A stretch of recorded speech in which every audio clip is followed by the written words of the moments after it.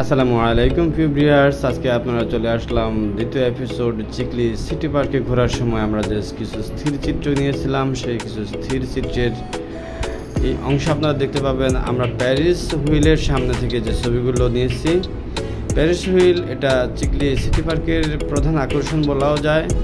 রাত্রেবেলা অনেক সুন্দর পরিবেশ, মনোমুগ্ধকর যে লাইটিং স্পটগুলোর সামনে দাঁড়িয়ে ছবি তোলা হয়, সেটা এই প্যারিস পার্কে ঘিরেই।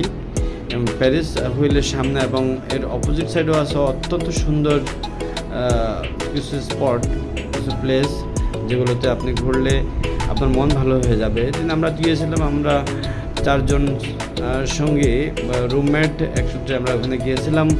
খুবই ভালো লেগেছিল। সন্ধ্যার পরে একসাথে ঘুরে প্রকৃতির যে মনোমুগ্ধকর, তার সাথে আরেকটু সুন্দর কৃত্রিমতা যোগ করে সেখানে যে একটা সৌন্দর্য ফুটিয়ে তোলার আপ্রাণ চেষ্টা ছিল পার্ক কর্তৃপক্ষের, তা আপনারা হয়তো স্থির চিত্রগুলো দেখলে বুঝতে পারবেন। আসলে এভাবে স্থির চিত্রগুলো অনেক বেশি সৌন্দর্য হয়ে ওঠে যখন এর ব্যাকগ্রাউন্ড এবং চারপাশে আপনি দেখতে পাচ্ছেন। এখানে আমরা যে স্থির চিত্রগুলো নিয়েছি, এগুলো ব্যাকগ্রাউন্ড এবং চারপাশের অবয়বে অনেক বেশি সুন্দর ফুটিয়ে উঠেছে ছবিগুলোতে।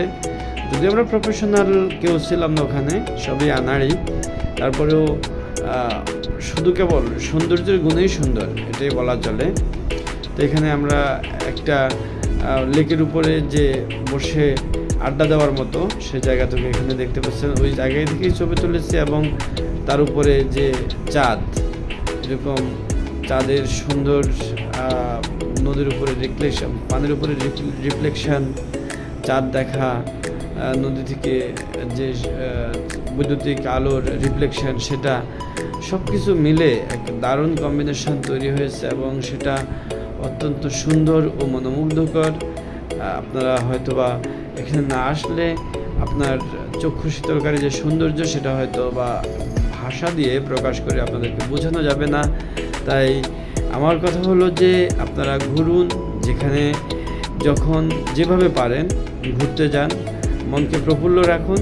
কারণ life is not long time, just gonna কয়েকটা দিনের জন্য মাত্র আমরা পৃথিবীতে এসেছি।